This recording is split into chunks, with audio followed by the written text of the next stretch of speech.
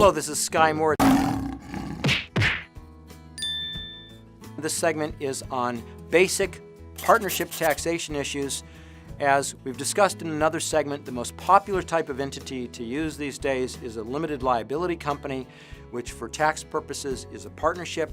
You will also run into these issues if you're using a general partnership or a limited partnership.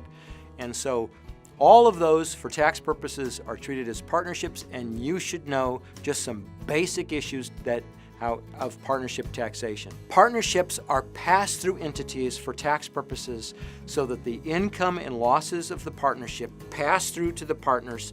Therefore, there is one level of tax imposed at the partner level, and the losses pass through and the losses are deductible at the partner level, as opposed to a corporation where there's double tax because the corporation is hit with tax and the shareholders are hit with tax. So it's a fundamental difference between the two. Second thing that you must understand is that there is no correlation between taxable income and cash.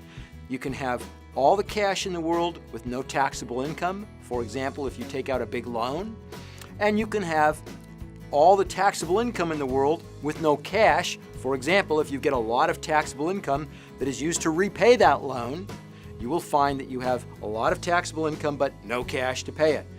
And that's called phantom taxable income. And it's something that everybody should be aware of, that this possibility, and particularly with films, that you can have a lot of taxable income, and in particular in the early years where the cash is being used to repay a loan, and the partners end up with what's called phantom taxable income.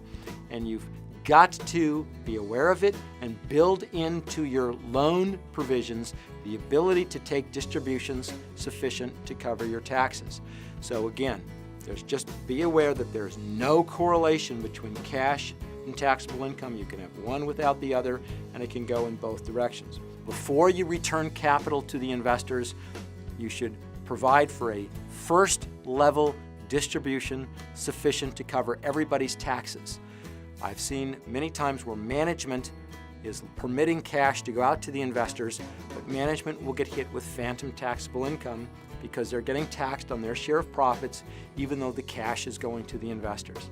So always provide for a first level of tax distributions. You should also be aware that partnerships are taxed wherever any of the partners are doing business.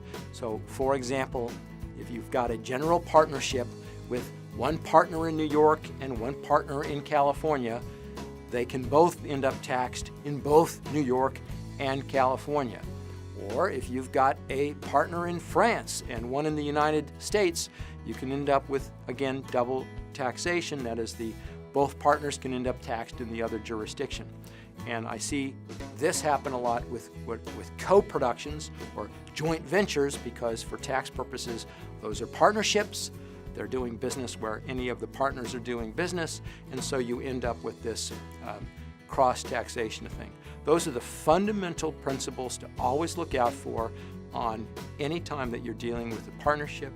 This is Sky Moore signing out on this segment. I hope you tune in for the next one.